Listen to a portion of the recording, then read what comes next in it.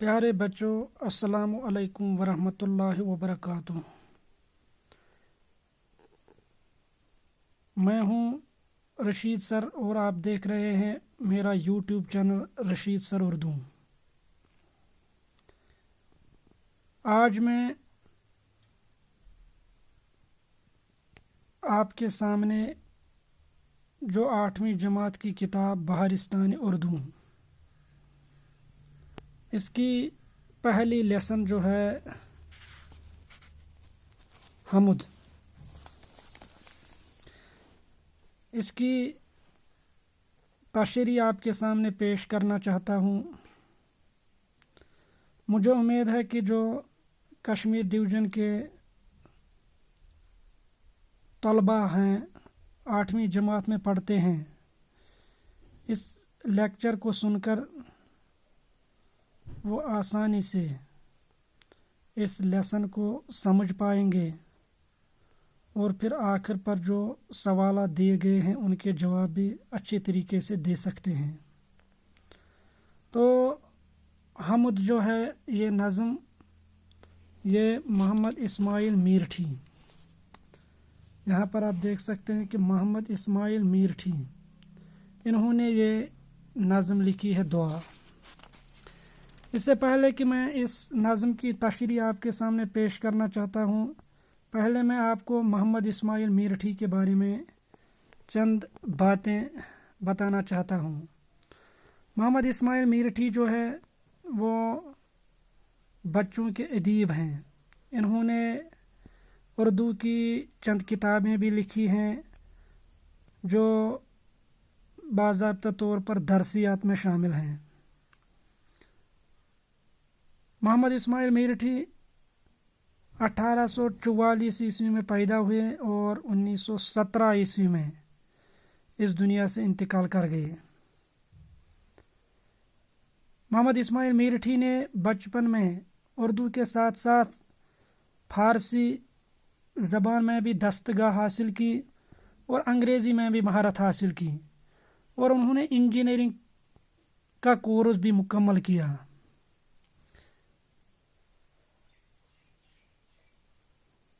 मोहम्मद इस्माइल मीरठी जो है उन्होंने 50 से ज़्यादा ऐसे नज़में लिखी हैं जो बच्चों के लिए हैं। अंग्रेज़ी में जो एक मशहूर नज़म है ट्विंकल ट्विंकल लिटिल स्टार, इसका उन्होंने उर्दू में इसका तर्जुमा किया है। इसके भी मैं यहाँ पर चंद अशार बताऊँगा कि किस तरीके से उन्होंने ट्विंकल ट्विंकल लिटिल स्टार की तशरीह की, यानी उसको उर्दू का कालब पहनाया है। अरे छोटे छोटे तारों की चमक दमक रहे हो, तुम्हें देख कर न होवे मुझे किस तरह तहीर, इस ऊंचे आसमां पर जो है कल जहां से आला, इस ऊंचे आसमां पर जो है कुल जहां से आला, हुए रोशन इस तरह से कि किसी ने जड़ दिए हैं। उसकी एक और जो खासकर बच्चों के ज़बान पर उसकी एक अहम मशहूर नज़म है, वो गाय पर जो उन्होंने लिखी है, रब का शुक्र अदा कर बाई जिसने हमारी गाय बनाई। तो बहरहाल अब हम बाज़ाब्ता तौर पर इस हमुद, क्योंकि नज़म जो है ये बंद की शक्ल में लिखी जाती है, हमुद जो है ये नज़म है, ये इसका हर बंद जो है वो 5 मिसरों पर मुश्तमिल है। 1, 2, 3, 4 और 5। जो नज़म जिस नज़म का हर बंद 5 मिसरों पर मुश्तमिल हो उसको हम कहते हैं मुखम्मस। जो नज़म 6 बंदों पर मुश्तमिल होती है उसको मुसद्दस कहते हैं। इसी तरह जो नज़म 4 बंदों पर उसको मुरब्बा, जो 3 बंदों पर वो मुसल्लस। तो हमुद जो है, जो हम सूरह फातिहा पढ़ते हैं, असल में सूरह फातिहा का जो मंजूम तर्जमा इस हमुद में मोहम्मद इस्माइल मीरठी ने किया है। तो बहरहाल हम शुरू करेंगे। हमदो सना हो तेरी कौनो मकान वाले, ए रब्बे हर दो आलम दोनों जहान वाले, बिन मांगे देने वाले عرش و قرآن والے گرتے ہیں تیرے در پر سب آن بان والے، بے شک رحیم ہے تو رحمت نشان والے۔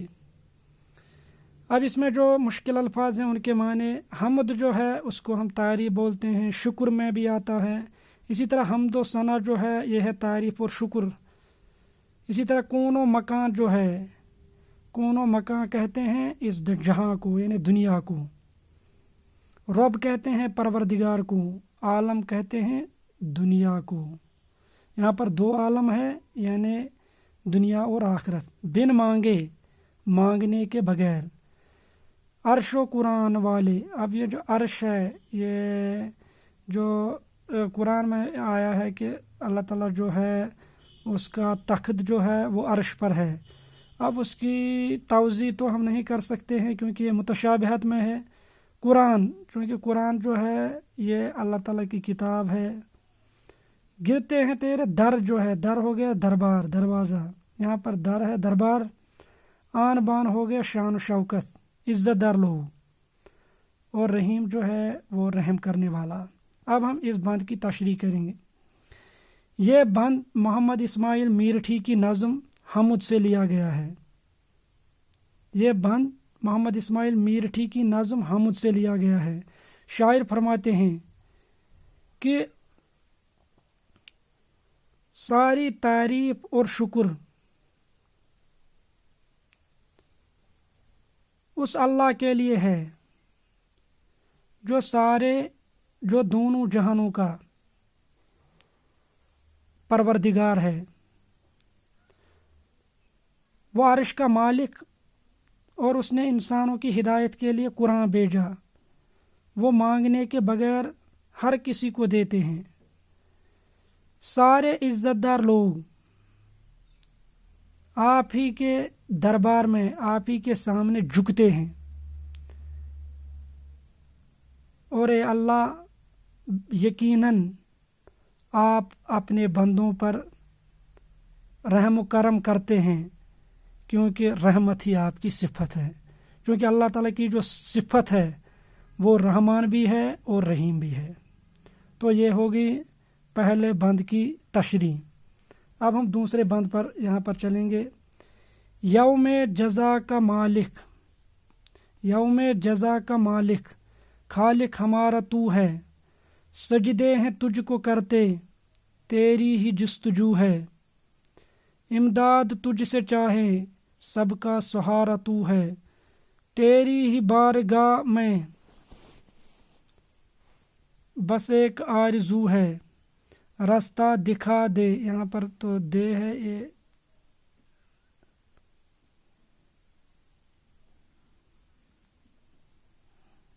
یہاں پر ہم لکھ سکتے ہیں راستہ دکھا دے سیدھا او آسمان والے۔ اب یہاں پر جو مشکل لفظ ہیں، یوم جزا ہو گیا بدلے کا دن، یعنی چونکہ قیامت کا دن جو ہے اس میں نافرمانوں کو سزا ملے گی اور جو نیکوکار ہیں ان کو جزا ملے گی، اجر ملے گا۔ یوم جزا قیامت کا دن۔ یوم جزا کا مالک یعنی مالک یوم الدین جو ہم سورہ فاتح میں پڑھتے ہیں، روز جزا کا مالک۔ خالق ہمارا تو ہے، خالق ہو گیا پیدا کرنے والا، جستجو ہو گیا تلاش، امداد ہو گیا مدد، سہارا ہو گیا یعنی جو پشت پناہ ہوتا ہے، بارگاہ ہو گیا دربار، آرزو ہو گیا تمنا، او آسمان والے یعنی آسمان کے پیدا کرنے والے۔ اب اس کی تشریح، شاعر اس بند میں یعنی شاعر محمد اسماعیل میرٹھی اس بند میں فرماتے ہیں کہ اے اللہ تو ہی ہمارا پیدا کرنے والا ہے، آپ قیامت کے دن کے مالک ہوں، ہم سب تجھے ہی سجدہ کرتے ہیں اور ہمیں تیری ہی تلاش ہے، یعنی ہم سجدے میں تجھ کو ہی تلاش کرتے ہیں، ہم تجھ سے ہی مدد مانگتے ہیں کیونکہ ہمارا پشت پناہ آپ ہی ہو۔ آپ کے دربار میں میری صرف ایک ہی تمنا ہے، آپ کے دربار میں میری صرف ایک ہی تمنا ہے کہ اے آسماں پیدا کرنے والے رب مجھے سیدھا راستہ دکھا، اہدنا الصراط المستقیم جو ہے، اے خدا مجھے سیدھا راستہ دکھا۔ तो ये हो गई दूसरे बंद की तशरीह। अब हम तीसरे बंद पर यहाँ पर चलते हैं।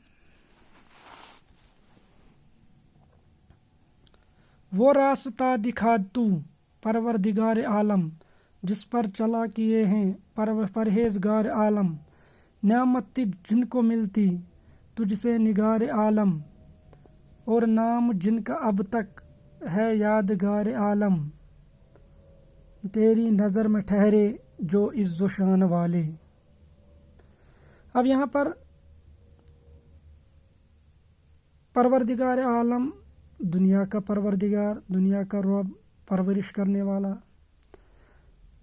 अब परहेजगार आलम, इस सारी कायनात यानी परहेजगार हो गया जो अल्लाह की नाफरमानी से डरता है और अल्लाह के हुक्मों पर चलने वाला। निगार आलम यानी इस आलम को जीनत बख्शने वाला। निगार कहते हैं असल में ज़ेब व जीनत बख्शने वाला, खूबसूरती बख्शने वाला। यादगार आलम यानी जिनका दुनिया में अभी तक नाम यादगार है, जो अभी अपने कारनामों से, अपनी नेकी से अभी ज़िंदा है। इज़्ज़ो शान हो गया इज़्ज़त वाले, इज़्ज़त और शान शौकत वाले। अब यहाँ पर शायर इस बंद में फरमाते हैं कि अल्लाह, ए परवरदिगार आलम, ए दुनिया के परवरदिगार, मुझे वो रास्ता दिखा जिस रास्ते पर तेरे नेकोकार लोग चले हैं, जिस रास्ते पर तेरे नेकोकार लोग चले हैं, और जिस इस आलम में यानी इस दुनिया में जिनको आपने हिदायत की नेमत से नवाजा है और आज तक उनका नाम इज्जत से लिया जाता है। इन्हें आपकी नज़र में जो इज्जत व शान वाले हैं और आज तक उनका नाम इज्जत व शान से लिया जाता है, उन्हीं के रास्ते पर मुझे चला। अब आखिरी बंद शायर फरमाते हैं कि मातूब हैं जो तेरे ए खालिक यगाना, गुमराह हुए जो तुझसे ए साहिबे ज़माना। हम आजिज़ों को या रब उनकी न राह चलाना, कर रहम इतना अब तू ए ज़ोरे ना तवाना, मकबूल ये दुआ हो ए आसमान वाले। मातूब हो गए जिन पर तेरा गज़ब हुआ, जिस तरह गैरल मगज़ूब अलैहिम, जिन पर तेरा गज़ब हुआ। खालिक यगाना, खालिक को पैदा करने वाला, यगाना हो गया यकता, एक, वाहिद। गुमराह, सीधे रास्ते से भटकने वाले, इन्हें भटकने वाले गुमराह कहते हैं, भटकने वाले। गैरल मगज़ूब अलैहिम वाला ज़ालिन, ज़ालिन कहते हैं गुमराह हुए, इन्हें जो सीधे रास्ते से भटक गए। साहिब ज़माना, ए ज़माना के पैदा करने वाले, क्योंकि अल्लाह ताला खुद कहता है कि मैं ही ज़माना हूँ, ज़माने को बुरा भला मत कहो, मैं ही ज़माना हूँ। हम आजिज़ों, आजिज़ कहते हैं कमज़ोरों को। ज़ोरे नातवाना, नातवाना हो गया कमज़ोर, ए कमज़ोरों के वाली। मकबूल, कबूल हूँ। ए अकेले पैदा करने वाले खुदा, जिन पर तेरा गज़ब हुआ और जो सीधे रास्ते से भटक गए। हम लोगों को उनके यानी हमको उन लोगों के रास्ते पर न चला। ए कमज़ोरों के वाली, अब हम पर रहम कर। जो मैंने, ए आसमां के पैदा करने वाले खुदा, ए खुदा, मैंने जो दुआ की है, मनाजात की है, इसको अपने दरबार में कबूल फरमा। तो ये थी इस बंद की तशरीह। अब यहाँ पर ये अल्फाज माने जो है फरहंग, लफ्ज़ और माने, कौन व मकान, ज़मीन व आसमान, बिन मांगे, मांगने के बगैर, आन बान, शान शौकत वाले, इज़्ज़त वाले, रहीम, रहम करने वाला, यौम जज़ा, क़यामत के दिन, मातूब जिस पर अताब किया जाए। अब यहाँ पर पहला शायर खुदा से क्या मांगता है? शायर खुदा से सीधे रास्ते की दुआ मांगता है। खुदा की नज़र में कौन से लोग शान शौकत वाले हैं? खुदा की नज़र में वो लोग शान शौकत वाले हैं जो अल्लाह से डरते हैं, जो परहेज़गारी की ज़िंदगी इख्तियार करते हैं, जो अल्लाह की नाफरमानी से डरते हैं और नाफरमानी से बचते हैं। शायर किससे मदद मांगता है? शायर अल्लाह से मदद मांगता है। نظم کے آخری مصرے میں شاعر نے کیا دعا مانگی ہے، یعنی آخری مصرع تو اس کا یہاں پر ہے، تو اللہ تعالیٰ نے جو دعا یعنی شاعر نے جو دعا اللہ سے مانگی ہے اس سے قبول ہونے کی دعا مانگتا ہے۔ اب یہاں پر یہ ہے، گرتے ہیں تیرے در پر سب آن بان والے، امداد تجھ سے چاہیں سب کا سہارا تو ہے، اور نام جن کا اب تک ہے یادگار عالم۔ تو بہرحال اس طریقے سے یہ پہلی لیسن کمپلیٹ ہوئی۔ مجھے امید ہے کہ آپ کو یہ اچھی طریقے سے سمجھ آ چکی ہوگی۔